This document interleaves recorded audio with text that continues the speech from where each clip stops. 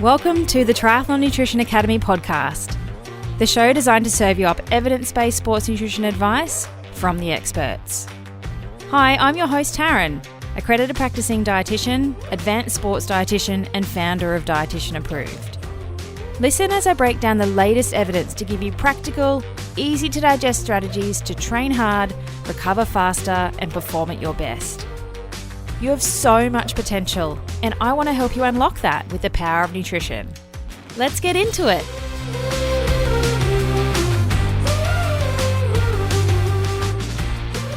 Recently, I did a bit of an experiment on myself. I did a BIA, or Bioelectrical Impedance Analysis scan, right before a training session and then immediately after. And I put a call out on my Instagram stories, and the response to share what happened was overwhelmingly unanimous that people definitely wanted to know. So here we are recording a podcast episode about what actually happens when you do a scan pre and post training. I'm totally happy to use my data to educate you on why these scans are not the greatest assessment of our body composition. And I did do a whole episode on BIA scans. If you haven't listened to that yet, I'd probably recommend stopping me now and going to listen to episode 32 first. I'll link it in the description below so you can jump straight to it. But I dive much deeper into what this scan is and how it works and how they get their data, which you're probably going to need before listening to this episode because I'm going to gloss over all of those details. Once you've listened to that, come back in and I'll tell you what happens. So this was definitely not planned. I did not turn up to the gym knowing that I was going to do this scan before and after. It was just there. It happened to be available. They're doing a challenge. They're using it, whatever. But I thought it would be fun. And I always have a very critical mind, and I always use myself as an experiment as well. So, curiosity definitely got the better of me that day. But this was not a controlled, planned thing in any way. I literally did the scan when I turned up to the gym immediately before I started training. I was actually a couple of minutes late to training because I did the scan. So I wasn't fasted. I did have a milky coffee beforehand because, sports dietitian, and that ticks my pre-training boxes for this type of session. And I didn't control things that you could control for. Like I didn't measure my sweat losses or urine losses or anything like that. So this is definitely not a published research study. It is just a personal experiment on myself that I'm sharing with you. Now, some other things that do affect this scan would be my hydration status. And I would have said that other than doing like actual hydration testing on the morning, I would have said that I was hydrated on waking. And I also would have said that my glycogen levels, so the carbohydrate that we store in our muscles as our fuel source, I would have said that they were normal. I'm not carb loaded. I also wasn't in a glycogen depleted state. So that shouldn't have affected results too much either. The machine was a 4-point contact machine scanner, not a 2-point, which is good. And I actually paid for the scan. It was $30. So it's not a freebie. I'm not promoting anything. I physically handed over my cold hard cash to do this. Tax deduction, but still. So just quickly, how the BIA scan works is what it does is you hold on to the handle things and you stand on the platform, and those little metal parts send an electrical current through your body, and they predict the amount of bone, muscle, and fat you are. It doesn't measure it directly, not like a DEXA scan. It uses a formula to interpret those results. And it's based on the foundation that different types of tissues in our body have different levels of conductivity. So lean body tissue, like our bone and our muscle, has a higher water and electrolyte content compared to fat. And so that means that our lean tissue has a greater conductivity, and that allows that electrical current to pass through easier. So the lower the reading of electrical impedance, the higher the lean body mass of the individual. Now, on Friday, I did a lower body workout. It was 15-minute warm-up sort of exercises, 30 minutes of strength where I did some like single leg deadlifts. I did some hamstring stuff. I did some lunges. I did some abs. And then there was a 15-minute finisher section at the end. And I'm just going to talk you through what that is because that also kind of links into what the results are. So it was a session that was 1 minute of max calories on the bike and then a 3-minute rest. times 3. So not a lot of work, 3 minutes of hard out max sprinting on a bike, which absolutely smashes you. Now, I'm not diving into the physiology too deeply around what actually happens in this type of session, but the higher the intensity, the more carbohydrate we use as a fuel source. And predominantly, we draw on our muscle glycogen. But because this was 1 minute max and then you've got rest, it actually teaches the body to take that lactic acid that you've just built, particularly in my quads, that actually gets converted and shunted back into glucose to use again as a fuel source in that next max effort. So I would have spared a lot of my muscle glycogen for that reason. I'm actually pretty good at reshunting lactate into glucose. It's something that I do in my training sessions. So I wouldn't have lost a lot of muscle glycogen in a strength session like this. 3 minutes of work, not a lot of muscle glycogen gone. I also drank about 400 mils of water through the session. See, I'm getting my sports dietitian hat on here. So I would have overdrunk for my sweat losses. I'm not a very heavy sweater. There was only like 3 minutes of sweaty activity at the end. So I wouldn't have been dehydrated after that hour session. I would have been more hydrated than I probably started with, to be honest. So I smashed myself on the bike, did my rest, and then went and did the scan. So what actually happened? I'm going to put the raw numbers in the show notes so that you can see them while you're listening to me. If you're a visual person, that's going to make a lot more sense, but please don't do that if you're driving a car. So before the session, I was 61 kilos, and after the session, I was 61.1 kilos. So I gained 100 grams through that session, which I don't know, probably makes sense. I drank 400 mils of water. That's 400 grams. It's unlikely that I lost 300 mils in sweat, but, whatever.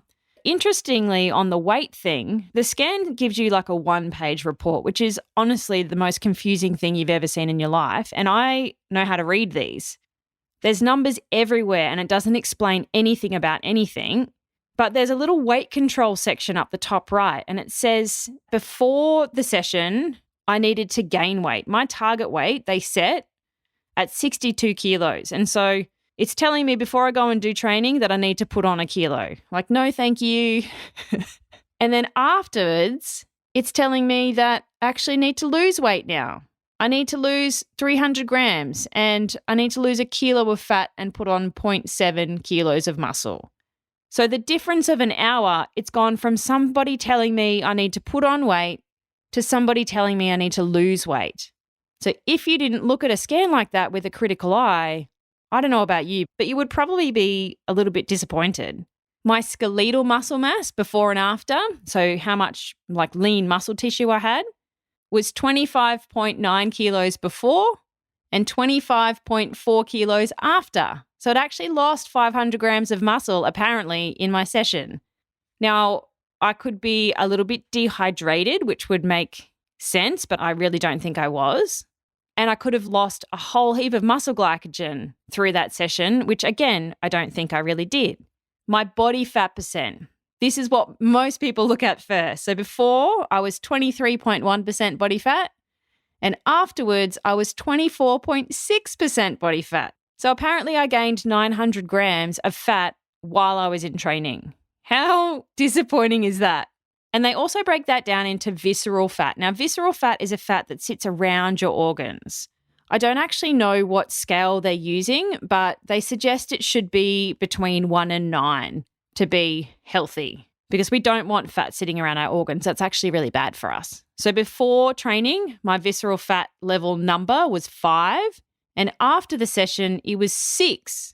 So apparently I put on 1 level of visceral fat while I was training also, which would be really bad.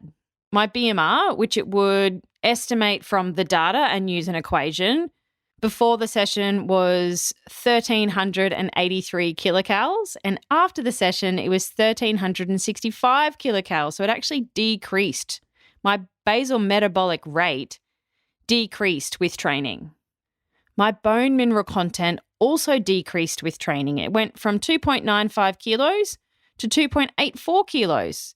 Now, we don't want our bone mineral content to decrease. We want them to be nice and strong and our bone matrix to be, robust. So again, not a good change. Are Are you a triathlete sick of fumbling around in the dark with your nutrition? Is nutrition the missing link in helping you reach your goals? And do you want to maximise your training efforts and level up your performance? Of course you do! Come and join me for free at Fuel School. It's a free 3-day live and online nutrition training week. And I've designed it to give you the nutritional edge in 2024 and lay the foundation of your day-to-day fueling and race nutrition. It's on the 14th to the 16th of January, 9 a.m. Brisbane time, so Australian Eastern Standard Time every day, which is 3 p.m. PST, 5 p.m. CST and 6 p.m. EST on the 13th to the 15th of January. To register, head to fuel.school. Yep, www.fuel.school. Whether you're a seasoned triathlete or just starting your nutrition journey, this free event is your opportunity to learn from an advanced sports dietitian and triathlon nutrition specialist and transform the way you approach your nutrition for 2024. Fuel.school, it's free. I'll see you there.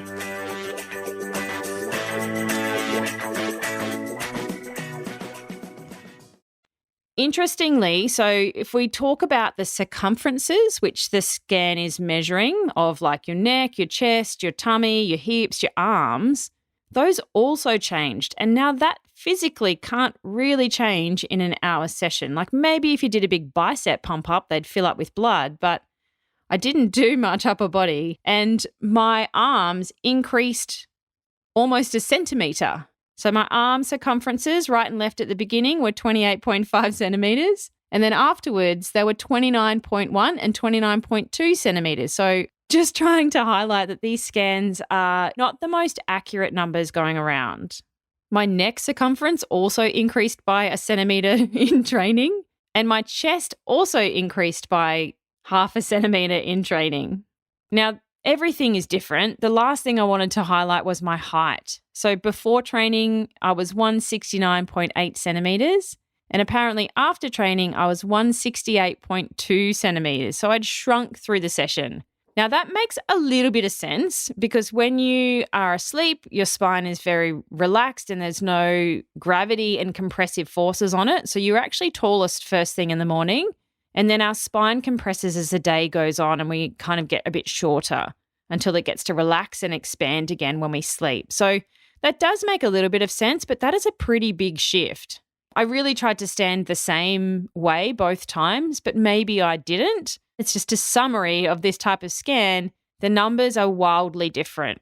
And so, what's the point of all that? Why have I just told you all of that information? It's definitely an interesting experiment and it proves that those scans really just need to be taken with a grain of salt. They are very easy to manipulate and you shouldn't bank on those numbers being exactly what you are or 100% accurate. Depending on your training and what you eat in the days leading up to a test, we know that results can vary significantly, like by up to 8% has been seen in the literature, and that's in a controlled research study way. This was far from controlled. So to put that into perspective, if you scanned yourself and you'd reduced your body fat percentage by 4% over time, due to the inaccuracies of these scans, you could actually read as an increase in 4% body fat. Now, that is not exactly reliable, is it?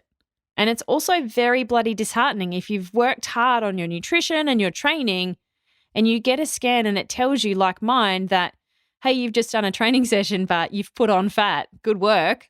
It's not so great for our egos. What I should have done would have been to go and get a DEXA first, go and get the BIA scan immediately after and compare those two. A DEXA has its positives and negatives as well. Again, it's another podcast topic that I talked about a little while back, so go and have a listen to that one if you want to learn a bit more about a DEXA scan. But if you're trying to track your change in body composition, the best things to do, the best ways to monitor would be, gold standard is a DEXA scan, maybe once a year, and then regularly doing skin folds with an ISAC accredited anthropometrist every sort of 4 to 6 weeks. That's going to show you more accurately what's actually happening to your body composition. If you're using a scan like this to try and track change, it's impossible to give an accurate measure of what's actually happening. You're literally setting yourself a moving target and you're setting goals that will change depending on your hydration status, your glycogen storage, and there could be a variance of up to 8%, which is massive. Now, I don't think there's any point in measuring something if it can't accurately track that progress. If I was really bothered with my body composition, this scan would make me feel very disappointed about the whole process of eating well and training. But because I don't care, and I know how grey these numbers are, I'm okay. In this case, the scan's in the gym because they're using it to assess the change before and after a 4-week challenge. So if you train with me at the gym and you're listening to this and you're competing in that challenge, make sure you do a couple of things for me so that you can cheat your results and make it look like you've done an awesome job. So make sure you do your scan before you train. Make sure you're really well hydrated before you do your scan as well, so that electrical conductivity is not slowed down by any extra fat. And you could also try and carb load yourself as well to make sure that your muscles are full of glycogen, which stores with water and helps that electrical conductivity as well. And then your first scan, which is a little bit too late now, but you would have wanted to turn up really dehydrated and a little bit glycogen depleted as well to make that scan look like you had more fat on than you actually do. But don't tell the boys I told you to do that. So there you have it, a fun little experiment that I'm letting you in on. Don't do a scan before and after training just for shits and giggles like I did. It's not going to end well. And it also just highlights the gross inaccuracies with this type of scan. So save your money. Go and get a DEXA scan, like maybe once a year if you do want to see what's going on a bit more specifically. And then if you are trying to do some sort of nutrition intervention and drop some body fat or put on some muscle, then look for an ISAC accredited anthropometrist to do your skin folds at regular intervals, because you can't really cheat those. There are certain things that you can do to control them. So you want to make sure you're going to the same person. You can do them at the same time of your menstrual cycle as a female, but they're not sensitive to hydration status and glycogen storage and all those sorts of things. I run a monthly skin fold clinic if you are local to Brisbane. Otherwise, head to the ISAC Global website and look for somebody local in your area. The other things that you could do, honestly, are do some measurements, like do some waist circumferences, hips, chest, arms, quads, calves. You could also go on how your clothes fit and feel. Sometimes we get so fixated in the numbers and the data, but you know in yourself if you're feeling good or not. Like guys, you'll know if you're on the right belt buckle where you're feeling good or not. Same as you ladies, you're very sensitive to how your clothes fit and feel. So just a gentle reminder that you don't need to get obsessive about this sort of stuff. If you're eating properly, you're exercising regularly, and you feel good, then maybe that's enough. As triathletes, we can get bogged down into those details a little bit too far. And I like to take the emphasis off weight and put it back on you and fueling properly, because you'll feel better if you're fueling properly instead of constantly trying to diet and starve yourself and put yourself into a calorie deficit.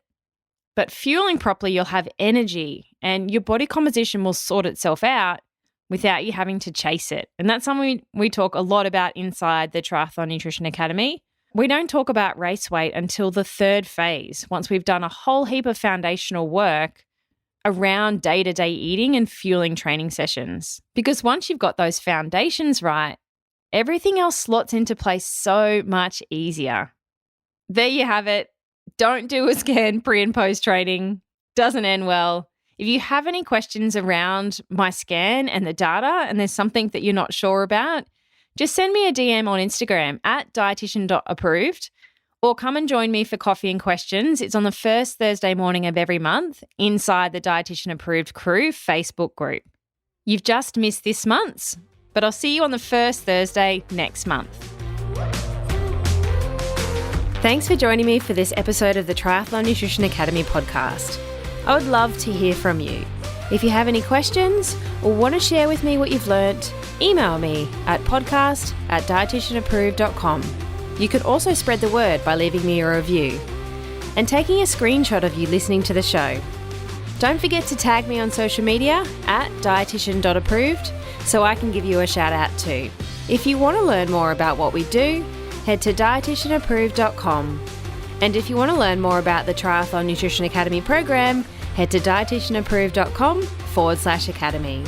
Thanks for joining me, and I look forward to helping you smash it in the fourth leg. Nutrition!